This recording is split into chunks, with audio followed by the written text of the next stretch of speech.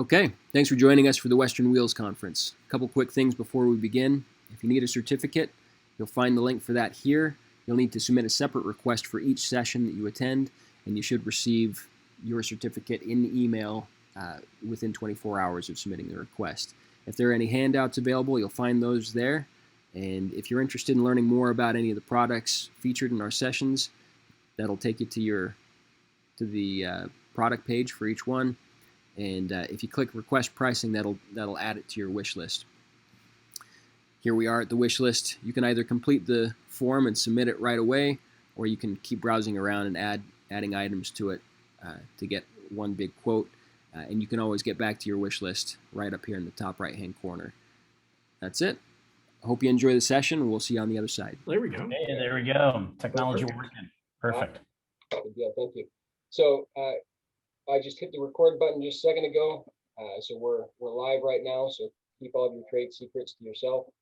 Well, why don't we just go around? I can call you out one by one. Joe, could you give us a quick just name, rank, and file? Okay. Joseph Myers. I'm with Toyota Motor North America. I am the Technician Development Manager. Perfect. Thank you. John? John Shoebridge. John Shoebridge. I'm with Hunter Engineering. I'm the trainer for the kind of the Mid-Atlantic region. I roll from DC all the way down to the Georgia-Florida line. And glad to be here. Glad to be working with instructors. Yeah, thank you, John. Scott, how about you? Scott Brown. I wear many hats. I own a service center here in Southern California, 60-year-old business, Connie and Dick's. And I also am co-founder of a company called Diagnostic Network. My partner and I started a few years ago after leaving a little over 2 decades with another online organization. And I'm very passionate about education and knowledge generation and the next generation of technicians in service. Good deal. Thank you, Scott. John, I'm going to butcher your last name, so I'll let you say it. John Tostanowski. I'm with Ford Motor Company, and I work with all of our technician training programs and consult dealers on all of our basically workforce development throughout Texas and beyond, Oklahoma, other areas included. Perfect. Thank you, John. Tim, I think you're next in my lineup. Name's Tim Dwyer. I live in Oklahoma. I used to be a shop owner, had an import auto shop for 25 years, sold it to go teach at Oklahoma State University for about 12 years. And then I've been with Consulab for about 7 on the education team to kind of bring the teacher's perspective into the training aid arena, and a great team to work with. Good deal. Thank you, Tim. Charlie? Everyone, Charlie Willis, Jaguar Land Rover North America, the training programs supervisor, responsible for technician recruitment, apprentice programs, and all around other areas of the department, switching over to digital books, etc., that kind of thing. So that's what's keeping me busy. Thanks for letting me be part of the team. Yeah, thank you for joining us. Jeff? Yeah, I'm Jeff Curtis, work for Consulab. I've been there about 4 years. I'm the heavy duty specialist, so trucks, heavy equipment.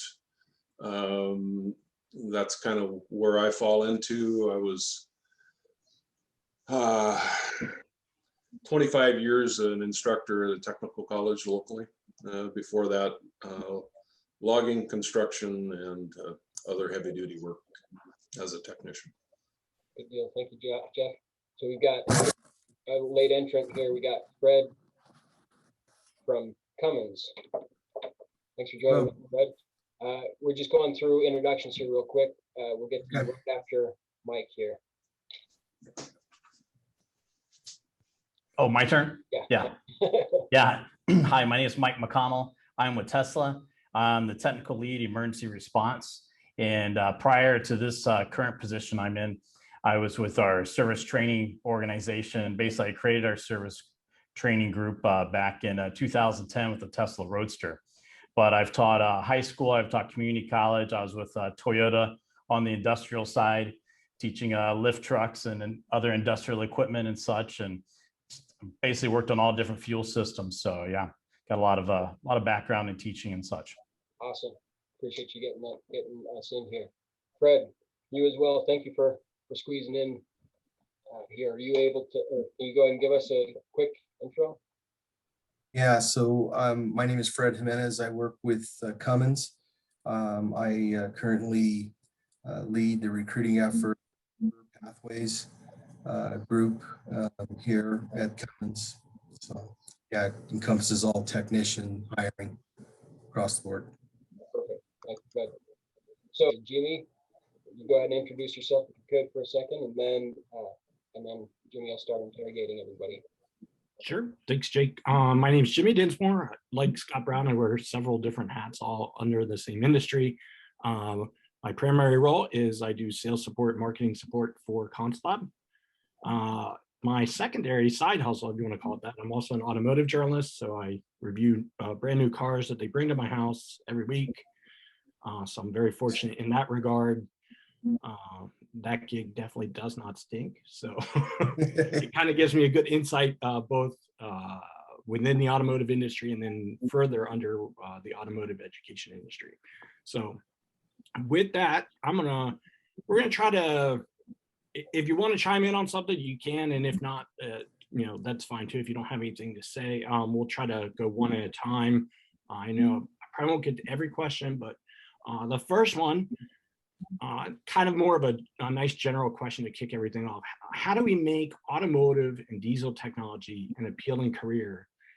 We know we have to move far beyond just being a tire changer, a lube tech, but what ways can the industry make it a viable, sought after career path?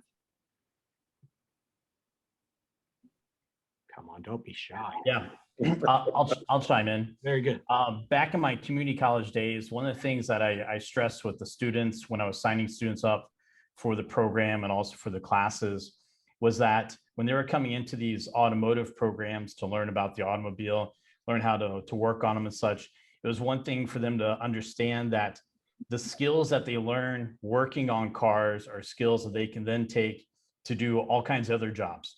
Because there's the service industry, there's huge opportunities for gasoline, diesel, electric, and beyond that.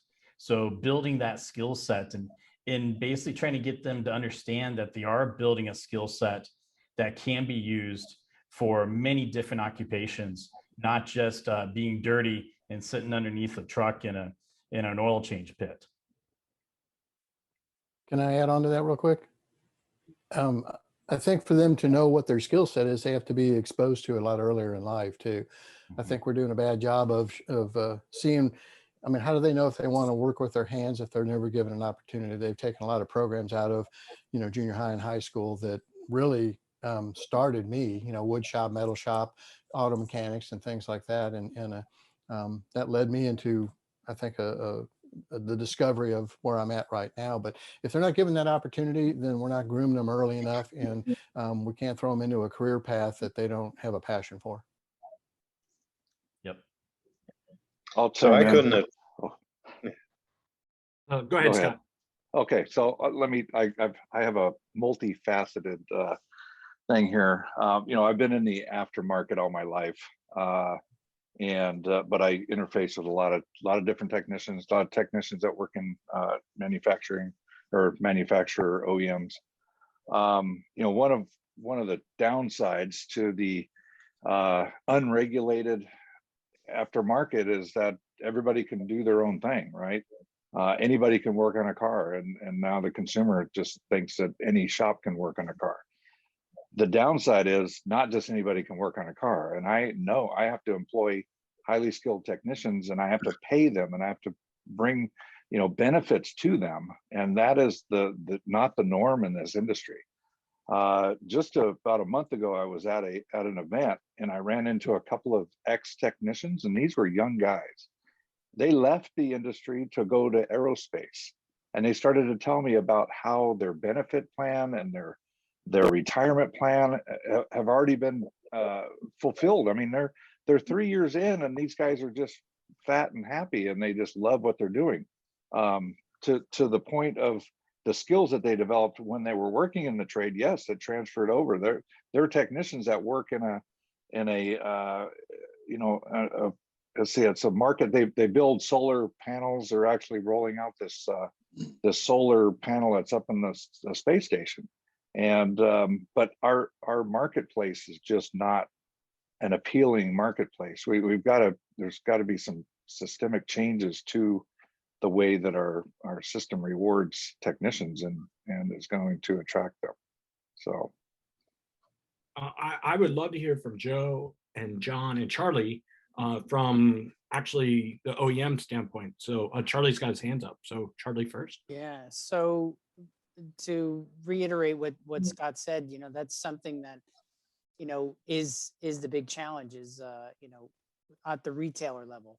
I mean, yes, to agree with everybody, the transferable skills, there's a great, skill set. And I've told the technicians that I've met with at high school level, even, as offering high schools, opportunities with our e-learning to get exposure, got to get in there early, get them, get some brand loyalty to let them know what's going on. But it seems as though the retailers themselves are really struggling, and they're coming up with different incentive packages. I was just on the phone with a retailer out in Portland where they're giving lease packages to technicians, money for that. They're giving them a great 401k benefit. They're contributing.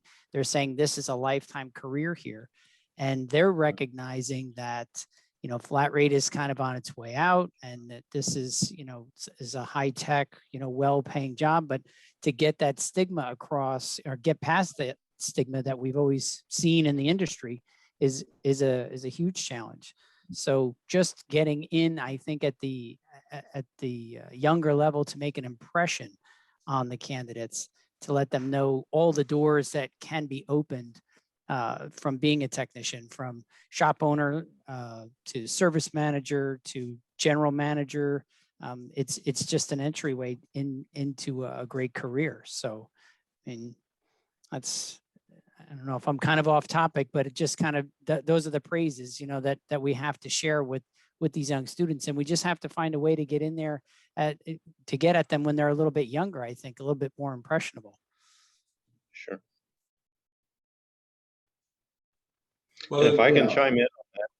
Yeah, go ahead. So if I can chime in on that, first of all, I think that as a manufacturer, we have to create that brand excitement, showcase the technology. So that rests on our shoulders. But as it's already been pointed out, it's up to the dealer to develop those attractive career pathways. And we're working to support our dealers in doing that. And one of the things that we have developed, it's more of a concept than necessarily having a structure to it, but it's what we call adopt a high school. We want all of our dealers to adopt a local high school and go in there and showcase what the opportunities are in their particular dealership. And of course, before they ever go in there, they need to be prepared, because those students already know what other industries are offering, pay packages, career plans, things of that nature. So it's causing our dealers to go back to the drawing board and rethink their hiring structure, their methods of attracting people into the industry. One thing I'd like to see, Joe, that's a great input, but I noticed in 25 years of teaching that the support would ebb and flow. And as soon as the economy even begins to think about taking a tank, monies are cut and training dollars are cut and everything is cut back because training goes first, right?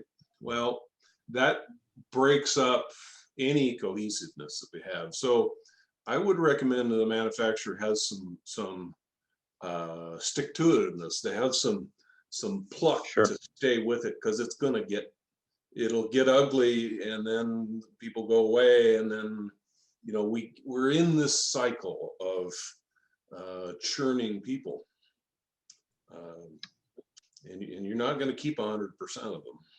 Just doesn't. Exactly. Jeff, I'll throw you and Fred a follow-up question. Now, as far as, I think this must be an even harder subject when it comes to the heavy vehicle side, because so many high school programs don't even touch that technology, don't introduce it. So how do you prepare young people, teenagers, to consider like the heavy vehicle diesel side of things?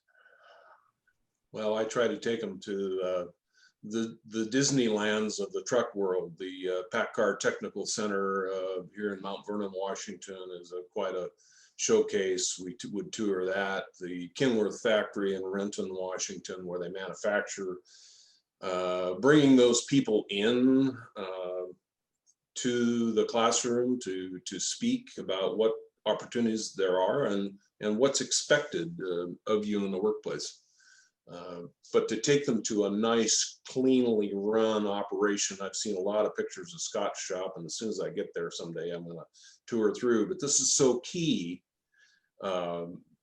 is it can't look like a shop that we saw 40 years ago. That's just a trash, just a trash mess. It's got to be. Well, they don't. I mean, on the Jaguar Land Rover side, we've got retailers that are spending upwards of $10 million a store. The shops are well lit, painted, toolboxes are being provided. Some shops actually have a massage therapist come in once a month for technicians. They, I'm no kidding, like chair massage, whatever, and access to a gym. There's benefits packages, there's tool packages, yet they still seem to not be able to grab on to these candidates, and that is the challenge. I mean, not all of them do it, but some of them do it. And the ones that do it, I think, as Joe said, they need to advertise it more. They need to be more out there in the marketplace or in front of the students at the schools, et cetera, to say, this is a great, opportunity and entryway into a long and lasting career. And if you don't want to stay with automotive, you're going to have a great set of transferable skills that you won't be afraid of any power tool that comes your way when you become a homeowner. Yeah. So I'd actually like to make a comment there. It's interesting. I've been taking some notes, and so in this space, we have the manufacturer, we have employers, we have employees or potential employees, which would be students. We have educators. And we have a party we haven't discussed yet. I kind of started to take another look at this recently. So, and contrary to popular belief, I've not always been a corporate guy. I've not always been on the personnel or the management side or the engineering side or the service engineering. I used to be a technician. Before I went back to school and continued my education, I turned wrenches, so to speak. What my mom always told me, though, was that there's nothing wrong with getting your hands dirty. Did an event recently, as recent it was yesterday, and we were in the Houston, Texas area. I'd be remiss if I wouldn't say that I was concerned about the lack of parents involved with the event. This is not a sexy part of the business. I've been on the corporate side in fixed operations for the better part of the last 7 or 8 years. And we know it's not a sexy part of the business, right? Fixing things, not sexy. But that's okay. It's okay.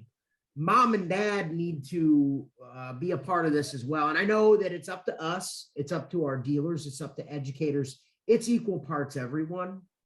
But mom and dad play a role too. And that's something that we haven't spoken about yet in driving young folks into our industry.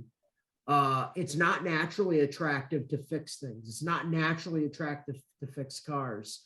We are doing the best that we can to demonstrate the technology that's out there. I think Jag Land Rover's doing similar. I know obviously Tesla has a name for the technology. Toyota has a name for the technology, right? We're doing these things to demonstrate that. The educators are stepping up their game to teach at a higher level. The employers, some are great, some have some opportunity, but and the students, I think we have students that are naturally interested, but mom and dad, I think we still are seeing that you don't want to go get your hands dirty and make a living that way.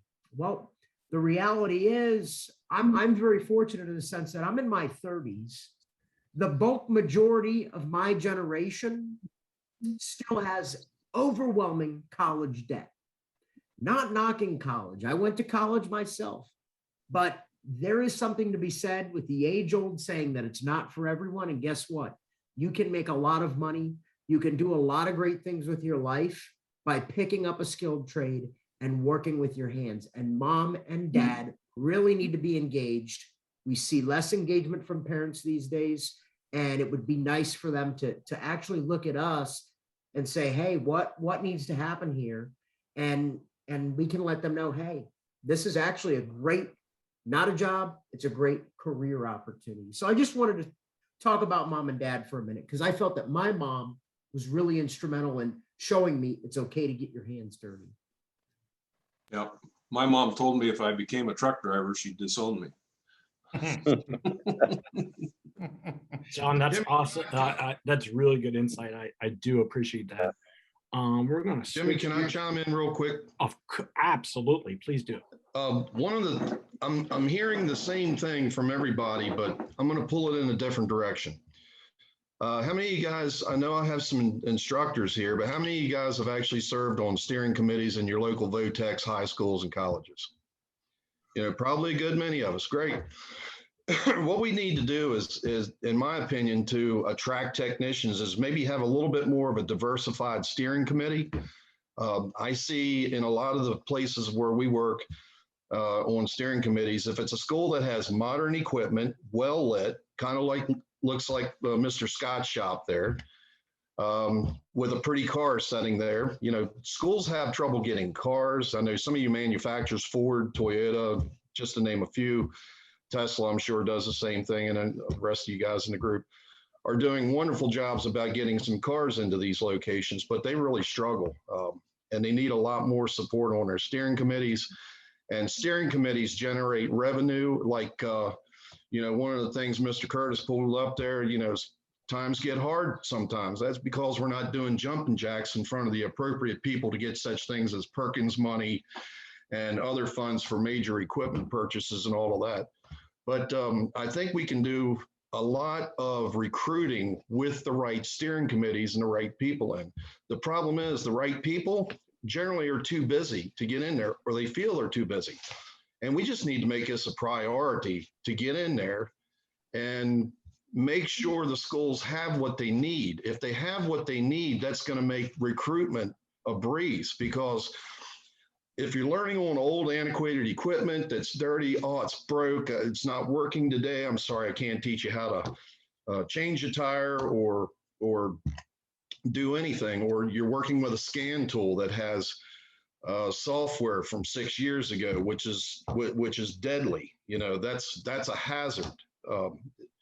Some of the schools don't even have the information they need to ensure a proper repair. In other words, a subscription to you know, electronic database or something like that.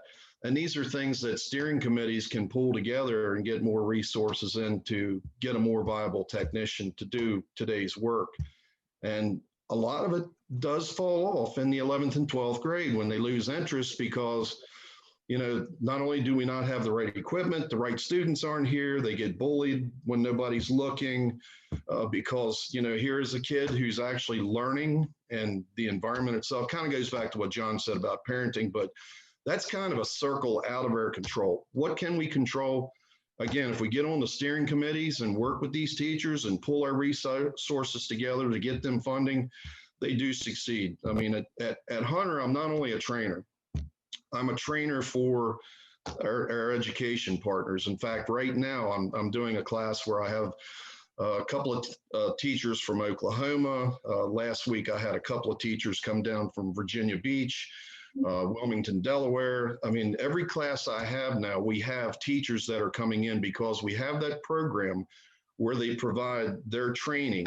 In a lot of cases, distributors pay for the teachers to be there. And then we actually have a program where once the technician attends the school with the trained instructor, that they can actually hand them a certificate from Hunter. And it's got, the Hunter stamp of approval, as many people know, just like Mr. Scott there, the Hunter equipment's everywhere. And what we just did there was we just made a marketable technician who was proud of his or her accomplishment and can take that tangible thing and get the job. And once they get started in the shop, that's the easy part. The shops and dealerships, just like John had said, and just like Charlie said, a lot of the OEs are holding the owners of these dealerships accountable for having a good place to go in. And I do a lot of on-site training, and it's not just the large groups. There's a lot of smaller independents out there that are doing a bang up job of really being able to make their facility shine and make me want to work there as a technician.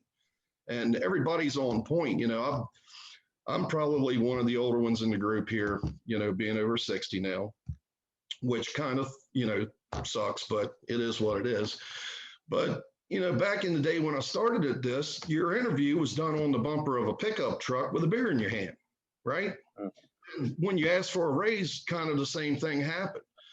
So I think we're doing a good job heading in the direction of presenting ourselves as being more presentable rather than being a dirtball.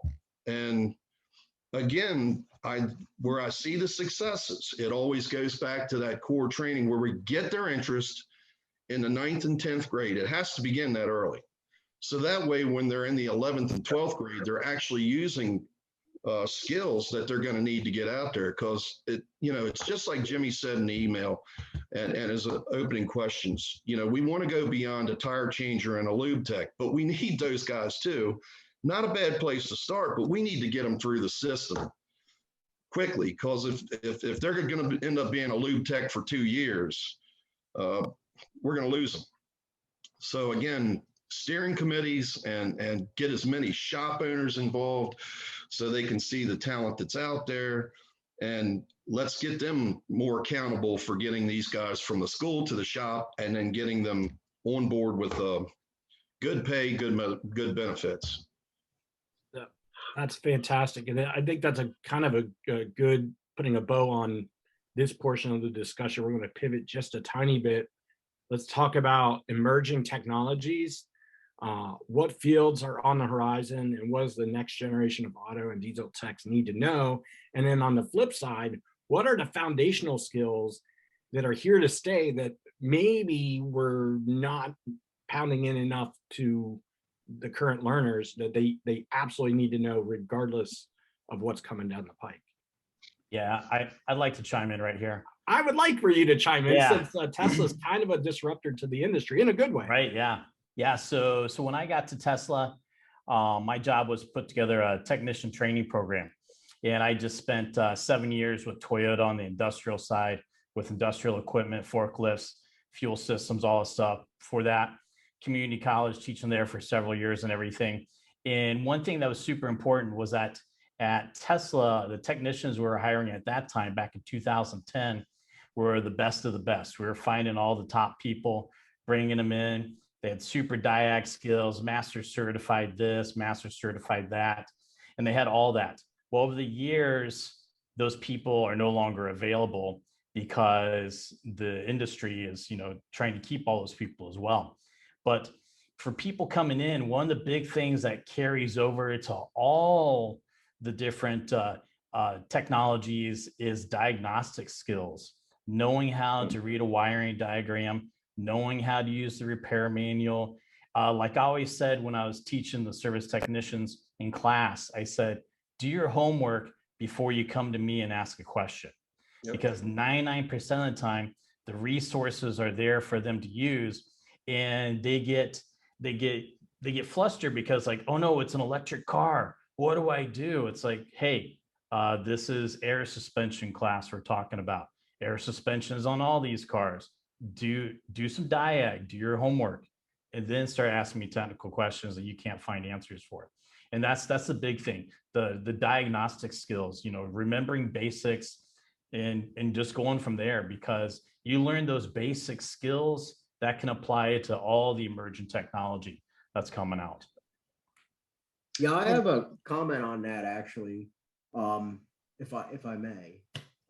Great comments by Michael, and Tesla, no doubt a disruptor, right? I mean, I think it jolted everyone, including ourselves. You know, without Tesla, there would be no Mustang Mach-E, right? So, you know, we kind of give thanks to them for showing the world that you know, electric cars can be cool, right? So we're there now. This is going to be the very first generation where it will be a normal thing for them to work on electric vehicles. People are scared of it now because that older generation, you know, there's the exceptions of the folks that, you know, Michael talked about, they found them in the beginning. Now, you know, the remainder that's out there, the senior master technicians that remain, you know, they really don't want to work on this. They will if they have to, but we're going to have to build that generation, and that generation is going to find that it's normal to do these things and to work on electric vehicles. And I think that's a really exciting thing that needs to be promoted, right? I spoke earlier, not a sexy part of the business. So that's really cool. That kind of is sexy. It's cool stuff. It's cutting edge technology. And then the other thing is the other part of the question was, is there something that we miss? And I want to speak on that. And I'll actually talk about more just basic electronics, not necessarily EV or electrification, but last 10 years or so, there was a big push to teach at an early level basic electrical very heavily. Maybe I think a little too heavily, just in my opinion. And I think we forgot about something around the wheel, because we made mention to what is on all of these vehicles. They all have wheels and tires. When you start out as an entry-level technician, you're going to be doing a lot of tires. You're going to be patching a lot of tires. And there was an overemphasis on the electrical and learning how to diagnose, you know, these basic electrical issues. It's not going to be for at least a couple of years, maybe in your career, that you're going to really be let loose on your own to diagnose basic electrical. So I think, especially at the high school level, when we're talking about, because I want to mention that we have dealers, I think, across the industry everywhere, and independent shops that are now hiring people 16, 17 years old and up. Those folks, we really want to teach them about around the wheel, some of the basic service-based stuff, because they're not going to be touching any wiring for a couple of years. And I think that's maybe something that we might have missed on a little bit. But I wanted to talk about that. You know, what do all the vehicles have? Will they all still have wheels and tires? Yeah, that's a good point, John. We have to be able to do the basic service work and be able to show that. It's a very foundational thing. And Jeff, I already know how you're going to answer this, but maybe I could hear Fred. Like, as far as the auto side as well, as far as the diesel side as well, I mean, what are the foundational skills that you know, if they jump from auto to diesel, what are some of the things you might need to learn? Yeah, so I mean, go ahead. No, go ahead, Fred.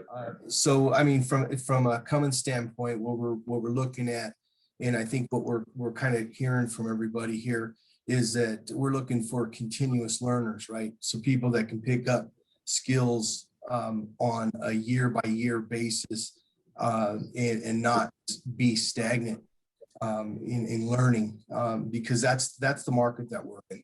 We have emerging technologies coming on every year. The technicians have got to be able to kind of pivot and make sure that they understand concepts and are able to perform the tasks, right?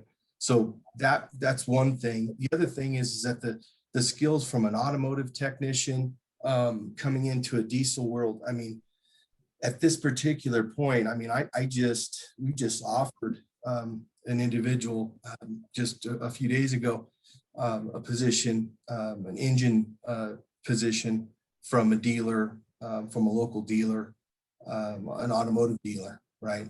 The individual had some heavy line work, you know, on diesel engines, but the vast majority of his experience was automotive type application. So, you know, the skills definitely transfer. It's just a philosophy, right? On if you feel this individual is capable of and has the right attitude and desire to succeed in whatever role that you're actually looking to hire. So I mean, for me, it's looking for that continuous learner. We just have a lot going on. We introduced the first medium truck, electrified truck in 2000.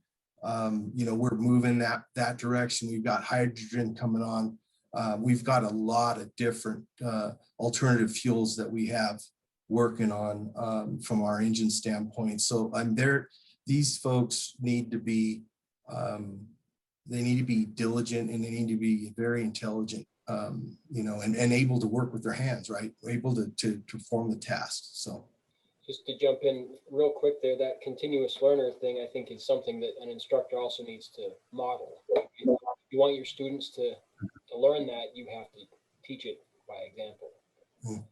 Yeah, I mean, it gets to the point, the multiple service managers I've talked to, they just want a student with the fire. They want somebody who wants to learn.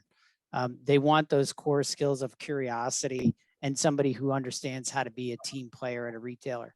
If you could demonstrate that, any one of you would happily teach an individual that was open to that type of personality. And those are the kinds of skills, those basic skills is what I teach to the students and the vocational schools. It's like, don't feel overwhelmed that you have to know all this technology. What you really need is to bring your personality, to bring your curiosity to the brand and ask why 5 times, the 5 whys, right? And you'll get to the root cause of a problem. You teach them that, diagnostic skills are something that you're always going to, benefit with, and, just teach them that core personality, because that type of personality is really what the retailer wants. They don't want the number 1 draft pick who's got all his ASCs and everything and afraid to touch the wrench. They want somebody who's willing to sweep up, learn, do the whole thing. And, we've developed a whole series of curriculum as to entry level into a retailer.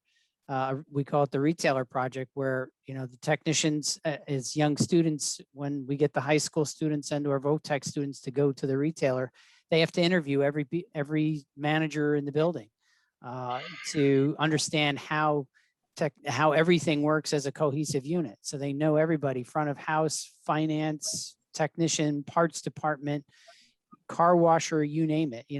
It's just an icebreaker, just general questions, because kids are shy, and they, just to get them to understand how the whole thing actually works. And it really does help motivate them, because then all of a sudden, then they're excited to tell somebody, hey, I'm working for Jaguar Land Rover. And it's like, oh, my neighbor works there. He wants to send somebody over there. And, oh, well, I met, Bob, he's up in the front of the building and you should go talk to him, so they actually kind of feel more part of the entire team. And if you can teach them that and find that person that's, open enough to want to learn, that's really what we're missing at this point. Right now we have a generation of the most highly educated, laziest people on the planet, because everybody does a Google search and they have the answer. And it's like, I don't have to work any harder. I know it. And it's like, no, you're not a master at that. You might have learned the answer to that one particular thing that one day, but you're not a master at those skills yet. So Charlie, that's awesome. So I'm going off script here a bit, because I sent you all kind of the questions a little bit ahead of time. You mentioned it. How do we resonate turning them into diagnosticians in this era of YouTube learners and the Google learners? Like, because I agree with you, that's not really learning. So like, I'd love to hear like Tim or Scott Brown too. Like, I know that they probably have a very strong opinion in regards to that, or anybody else too, of course. Yeah, I'll chime in. Yeah, I mean, I think that the skill is that the number 1 skill is how to be resourceful, right? They need to know where to acquire that information, especially, looking at it from the aftermarket. We work on multiple car lines. We're working on multiple decades of automobiles. We run into all kinds of challenges all the time, and our technicians have to be very resourceful. Because it's not a brand new car. It's not a, easy to find part. That's another problem that we run into all the time as well. So parts identification is a challenge. I really like the Jaguar Land Rover model there. They've got to go interview all the people. Wow, what a concept. That is awesome. But back on the diagnostic part, yeah, this is one of the things I've been beating the drum on for many years. You're not going to be able to work on the car until you diagnose what the hell it needs, right? You can start changing all the parts all day long, and you're never going to get the problem solved until you get the thing diagnosed. So the one of the problems is that a lot of people don't value the diagnostic part. I mean, again, you look at the aftermarket, and I keep saying aftermarket because that's more than 70% of the fleet out there gets repaired in the aftermarket. And a lot of shops out there just don't even charge for a diagnostic type fee or a checkout fee. And there it is, the mean of the industry or the mean of the marketplace is devaluing that aspect of it. And that's why we don't have diagnosticians. So we've got parts changers out there, unfortunately. So I'll leave on that low note there, and hopefully somebody can pick it back up. I would Can say I chime real in on quick. that? Okay. Oh, go ahead. Yeah. All right. So we're looking for getting back to the question, what are the skills that we need to teach, and what is really important to the industry? Everybody's pretty much spot on. We need diagnostics, but an observation, and my instructor base that's with me here will back this up. The biggest problem today, and I do a lot of mentoring, and I try to mentor technicians out of these bad habits we're talking about, but you got to boil it down to what's the root. The root is technicians don't want to read. They want to be told what to do. And there are so many YouTube blunders out there. I teach a lot of ADAS because I've been with the Volkswagen Audi Bentley group now since 2002 as an independent contractor there as well. And we were the first to come out with the drive assist. So there's not a lot out there that's more complicated than that, but it's not really a complicated hot mess. As long as you get the information, read it, and follow through with everything that the ELSA repair manual tells you to do. And it's also highlighted on TSBs that may be OE proprietarized. And then there's other electronic information that's out there, and even information on scan tools. But if a technician's not willing to read, he's in the weeds really quick.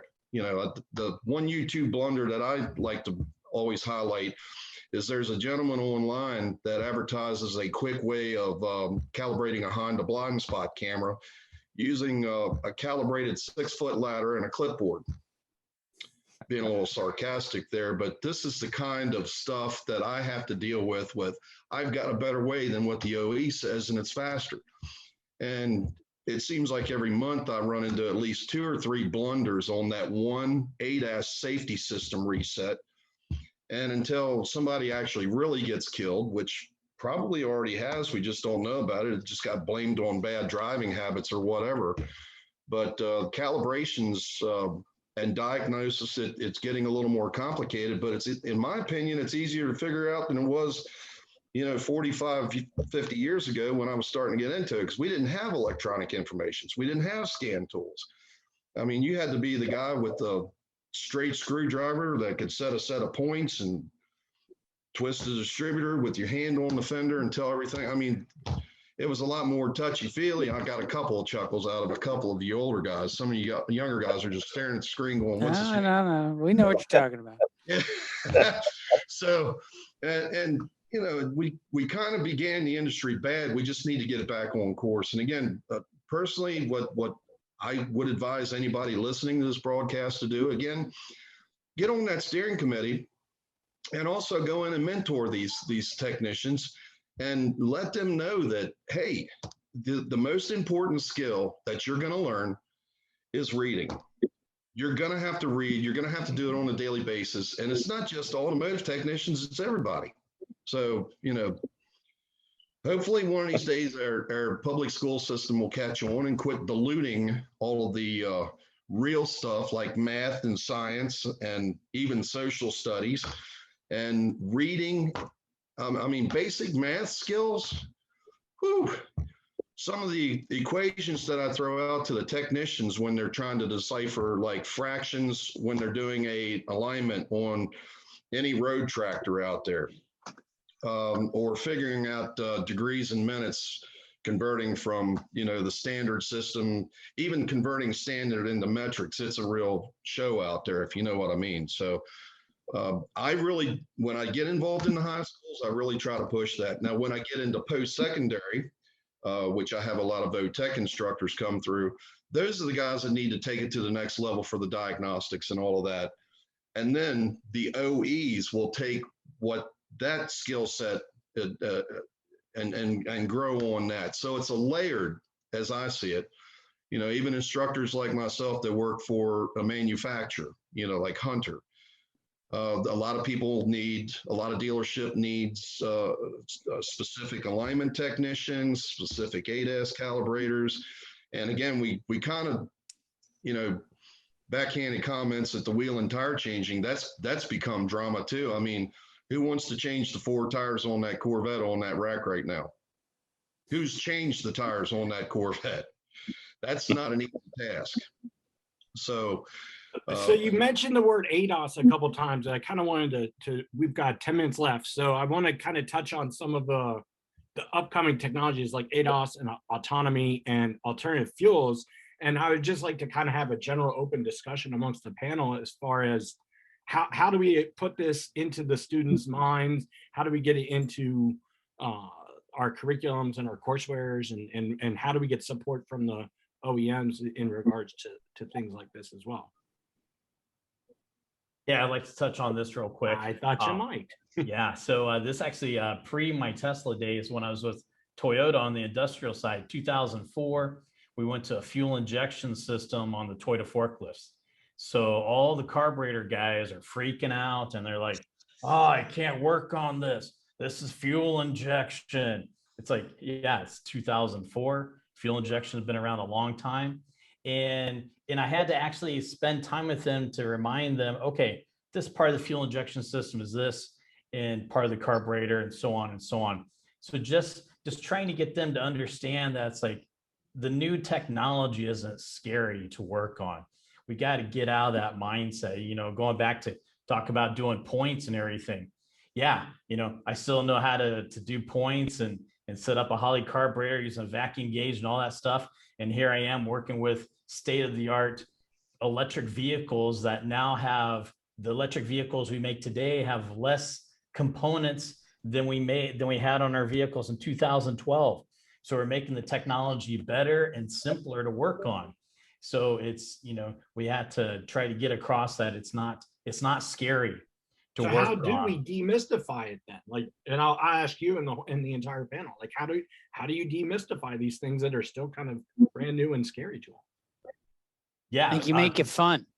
Right. Make it fun. And then one thing I like to tell them is like, hey, working on a Tesla, you're not getting as dirty as it used to get. Yeah. Yeah. Well, that's where those tire skills come in that John mentioned, because that's what you're going to be doing working for Tesla, right? And you don't get oil on your hands. Has anybody figured out what the picture behind me is? Yes. Yeah, well, Scott has, because he knows. But visual aids, tools that they're learning how to use, things that help the students visualize. We're not going to get troubleshooters unless we make it relevant to them, and new ways to visualize. So that's a shorted phase on a 3-phase motor windings, captured with a thermographic camera. And I use that to teach 3-phase concepts to students. Yeah, I think the key word that was used earlier was sexy, right? So ADAS, I think, is a vehicle that we can, I mean, it is, it's already, I've seen it. It is a sexy thing that can attract attention. And, you know, I teach ADAS technology, and yeah, these guys are, they realize that these are additional layers, complex layers that are being applied to a vehicle. And the deeper the understanding that you have of these different layers, the simpler the problems are to solve. I mean, that's a kind of an elementary thing. But I think that, you know, if we use that as a marketing piece and use the graphics like Jeff just said, that is going to draw these people in. I mean, people don't like to read.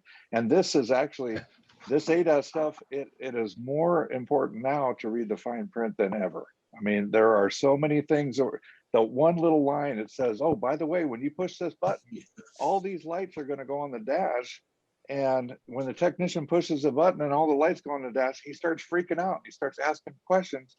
And he just didn't read the thing and say, hey, just go drive the car. And when it's all done, the lights are going to go out. And I've run into this already. You know, it's unbelievable. But back to basics. I mean, these things, we had a car in here recently, a late model Honda that had been to dealers and everywhere else. It would actually change lanes. And all the warning lights are on. It boiled down to a loose lower control arm bolt.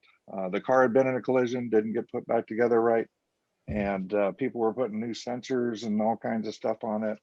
And the customer was going around in circles, and it's amazing, you know, how complex that problem became because nobody paid attention to back to basics. But anyways, I'm kind of spitballing here, but I think the ADAS stuff here, Jimmy, is definitely a vehicle that could be used for you know, to attract people into this industry. It's happening. It's happening, Scott. Yeah. In fact, the majority of my students that come in are younger technicians, and I'm talking 17, 18, 19-year-old guys and gals, and they gravitate more towards the ADAS than some of the more seasoned technicians. And a pattern and trend that's happening here on the West Coast, East Coast, and I know it's happening on the West Coast as well, where you're at. There are forward-thinking individuals in the automotive industry that are getting in, opening up shops to specialize in calibration resets. And again, we're selling a lot of equipment in these facilities, but they're very high-end, they're very clean, they really attract a good technician. A lot of the older guys do not want to do this because they've seen all of the failures and everything. And it's just like you said, it's all because of that one line that you may have missed in the in the reading, if you will. Mm-hmm. It's like, you know, position statements, that's probably the number one thing that we need to really focus on in education. Most manufacturers have position statements on everything as to when the calibration has to be performed, how it has to be performed, what tools are used. And again, if you miss a one-liner, as you said, Scott, that hoses everything. Obviously, you've reset a steering angle sensor on a Toyota. That's where you come up with the flashing lights. Because I get this question all the time, you know, your scan tool just made all these lights flash. Now what happened? Well, did you read the screen? That's supposed to happen. And when that happens, you hit continue and move on. But again, it goes back to that read thing. But younger technicians, this if you want to wake them up, you know, the Tesla, the E-Mustang, this is all great stuff. That's going to spark new energy. But again, get on them steering committees and pull out the energized ones and mentor. That's a big thing. How do we get them interested, and how do we call out the guys and gals that are going to be the next doers and movers and shakers? And Jeff and I have been on we've done a lot of different ways of looking at education. And it comes down to, I think, an application. You know, I didn't understand why I needed to learn math and science and things back when I was being taught it, because it had no application in my life. It didn't mean anything. I thought skipping was a class in high school, and I was really good at it. And so we've gotten involved with a charter school that almost started in Colorado, and I think it was bad timing due to the COVID thing. But long story short, it was taking young people, and it was back even before 7th, 8th, and 9th grade, and then pushing them all the way through with a clear career path, not necessarily with Toyota or Ford or automotive or anything in particular, but it kind of did that discovery thing where it put an application on math and science. So things like if you're going to learn business math, why not learn how to start a shop up like Scott's? What's it cost to keep the lights on? What's a square foot on the floor of his shop need to generate every day to keep the business going and to generate a profit, to allow to buy new equipment, training, et cetera, and let them do that math problem. Let them figure a physics problem off. And just like you just did on that Corvette, why won't it handle well when you're going into a turn?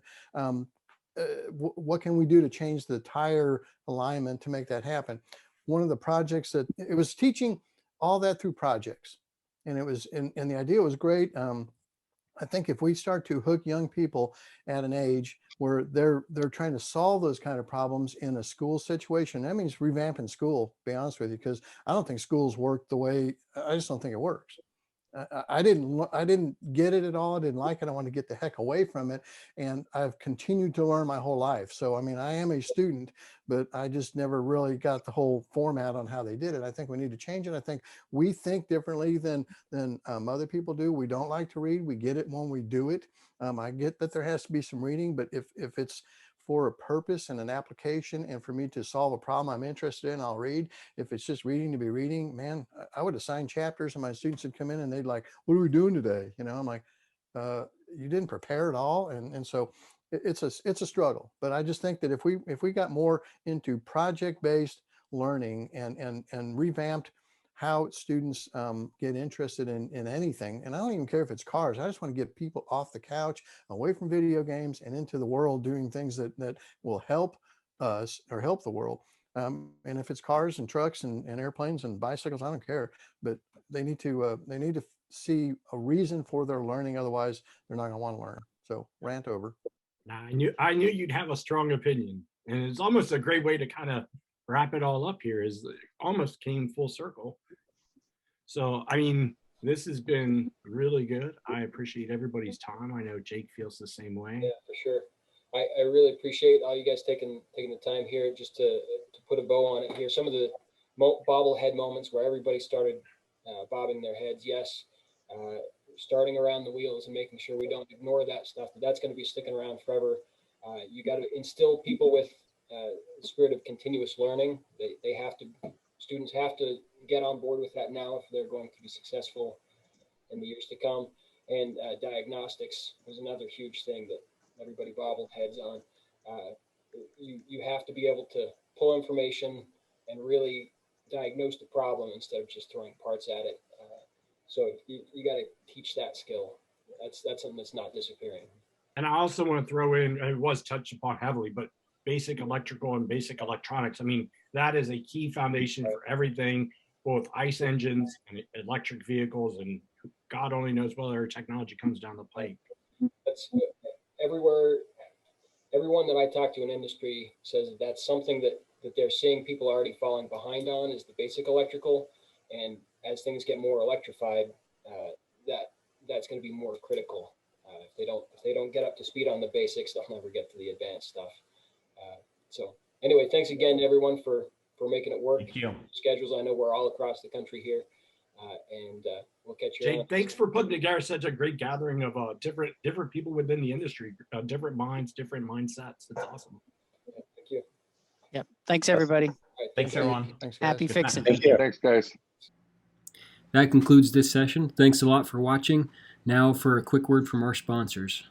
Located in Quebec City, ConsuLab has been a leader in manufacturing training aids aimed at skilled trades, specifically in the area of automotive, diesel technology, as well as electrical trades, for more than 50 years.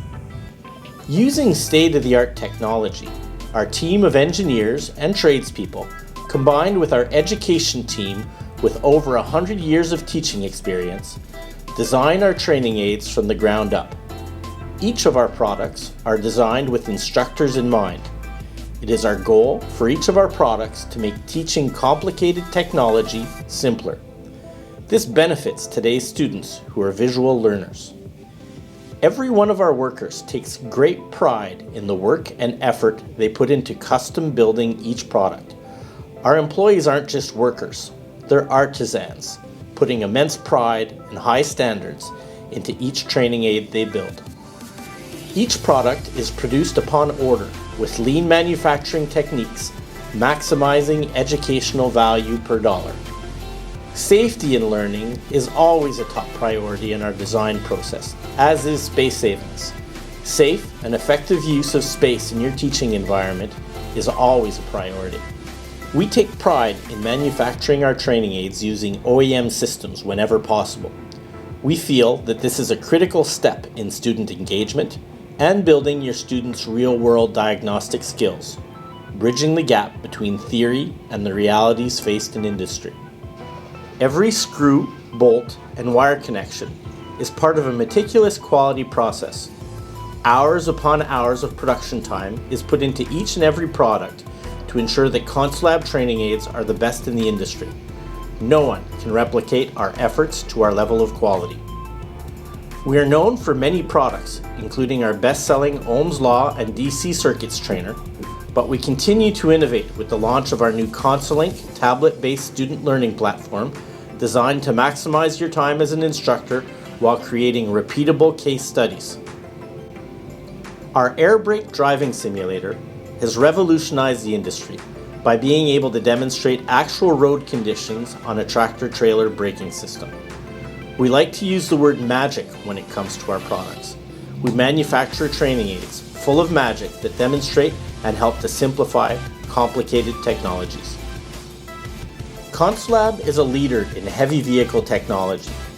Through partnerships with names like Cummins, John Deere, and Caterpillar, with whom we work together to design trainers that meet industry requirements for training. While many cutaways exist, our cutaways are designed to not just be a showcase, but to actually be functional.